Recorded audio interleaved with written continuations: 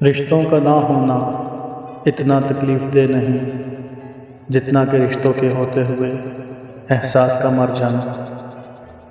بے وقوف سے بحث کرنا دراصل یہ ظاہر کرتا ہے کہ بے وقوف ایک نہیں بلکہ دو ہیں۔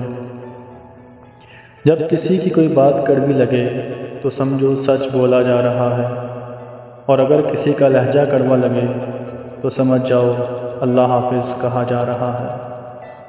زندگی ایسے جیو کہ کوئی ہنسے تو تمہاری وجہ سے ہنسے، تم پر نہیں، اور کوئی روئے تو تمہارے لیے روئے، تمہاری وجہ سے نہیں۔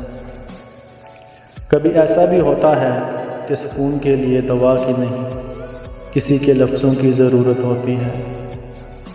دوسروں کے لیے اچھا سوچو گے تو اللہ تعالیٰ تمہارے لیے رستے بنا دے گا اور مشکلیں آسان کر دے گا۔ رشتے اور تعلق نبھانا ایک فن ہے جس کے لیے دولت کی نہیں، محض احساس کی ضرورت ہوتی ہے۔ کسی سے اتنا بھی ناراض نہ ہو کہ دوسرا آپ کو مناتے مناتے تھک ہی جائے۔ ایک طرف نفرت ہے جو چند لمحوں میں محسوس کر لی جاتی ہے، دوسری طرف محبت ہے جس کا یقین دلانے میں زندگیاں گزر جاتی ہیں۔ درخت اپنا پھل خود نہیں کھاتے، دریا خود اپنا پانی نہیں پیتا۔ پتہ ہے کیوں؟ کیونکہ دوسروں کے لیے جینا ہی اصل زندگی ہے۔ انسان سب کچھ بھول سکتا ہے سوائے ان لمحوں کے جب اسے اپنوں کی ضرورت تھی اور وہ دستیاب نہیں تھے۔ زندگی میں کبھی اس انسان کو مت کھونا جو غصہ کر کے پھر تمہارے پاس آ جائے۔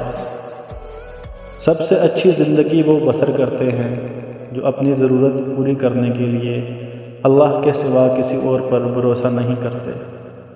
عزت کے موتی پر ذرا بھی میل آ جائے تو سینکڑوں دریا بھی اسے دھو نہیں سکتے۔